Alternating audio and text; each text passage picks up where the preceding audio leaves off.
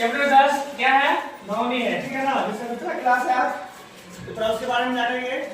तो सबसे पहला पॉइंट है कंपन, यानी थरथराना, है ना। तो किसी वस्तु की अपनी मास स्थिति के इधर उधर या आगे पीछे होने वाली जो गति होती है उसी को हम क्या बोलते हैं? कंपन। यहाँ में जो ध्वनि उत्पन्न होता है ना, वो कहाँ होता है? जिसको हम कंठ बोलते हैं, इंग्लिश में लैरिंक्स बोलते हैं। क्या बोलते हैं? लैरिंक्स। वही से क्या होता है? आवाज उत्पन्न होता है ना। ध्यान रखना है। और कर्णपट, कर्णपट, अब ध्यान दो, कर्णपट क्या है?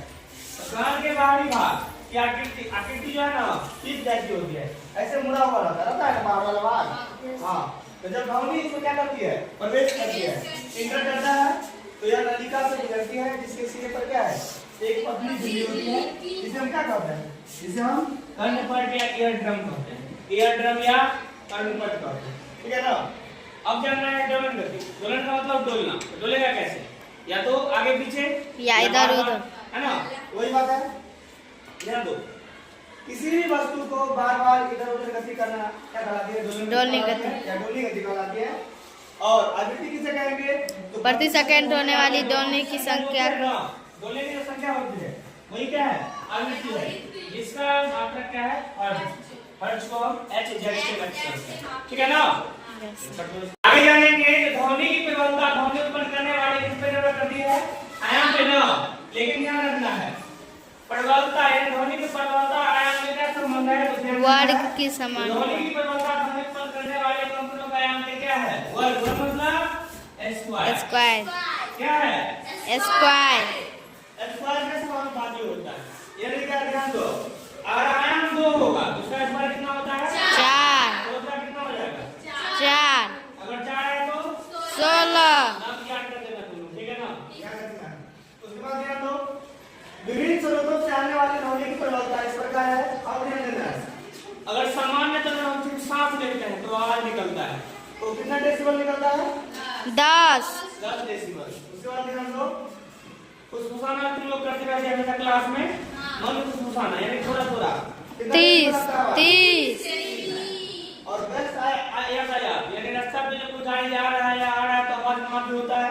70।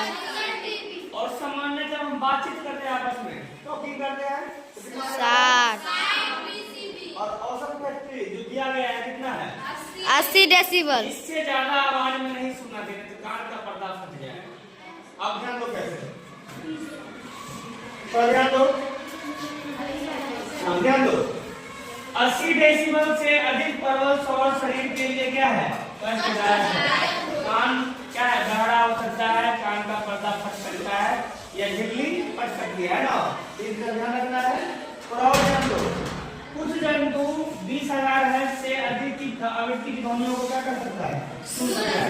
जैसे क्या है? कुत्ता। है ना।